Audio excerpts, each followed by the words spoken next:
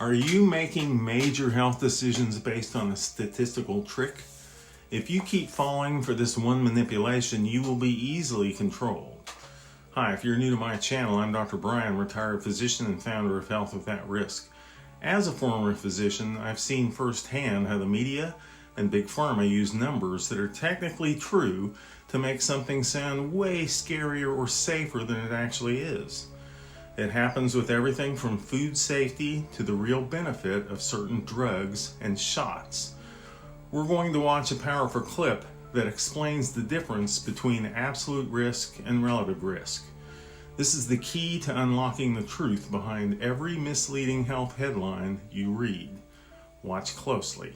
It's been used by the government, by big corporations, and by the media to control public thought and behavior.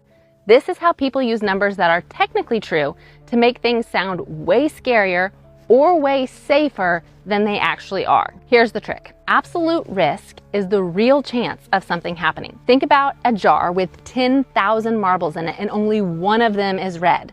Your chance of picking the red marble is 1 in 10,000. That's the absolute risk. Now, relative risk compares two tiny numbers to make one of them sound huge. So if there's another jar and it has 2 red marbles, they'll say, you have 100% more chance of getting a red marble in this jar than you do in this jar. Well, your chance went from 1 in 10,000 to 2 in 10,000, both small numbers, but your chance has doubled. Relative risk is the favorite tool of fearmongers because it makes a tiny number sound huge. Absolute risk shows the real world odds. Now watch how this plays out. You've seen the headline, you're 840 times more likely to get sick from raw milk than from pasteurized milk. That's a relative risk number. It is technically true, but the absolute risk of getting sick from raw milk is about 1 in 13,000 for the people who drink it. That is less than 1/100th of 1%. They pulled the same move with COVID vaccines. Do you remember the headlines? The Pfizer vaccine is 95% effective.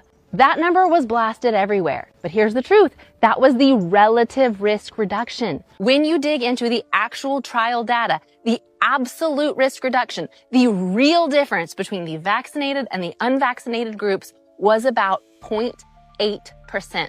Less than 1%. They could have said this shot lowers your actual risk by less than 1%, but they didn't. They went with the bigger, scarier sounding number, 95%. And people made life-changing decisions based on that framing. It wasn't technically a lie, but it was incredibly misleading. And that should make you angry because it shows how much public opinion can be manipulated by the way statistics are presented. So whether it's food safety or medicine, statistics can be technically true, but still used to trick you.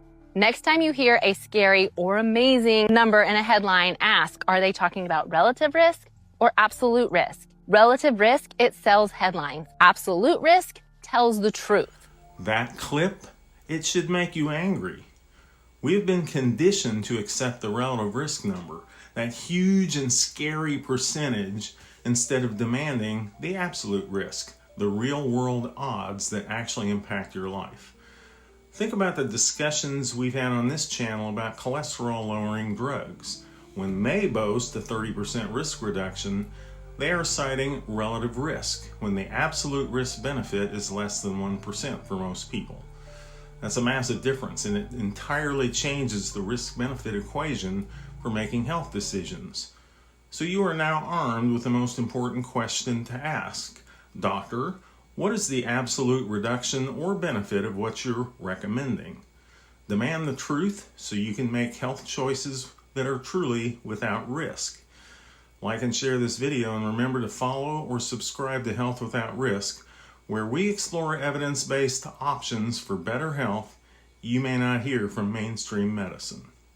Thanks for watching. Bye.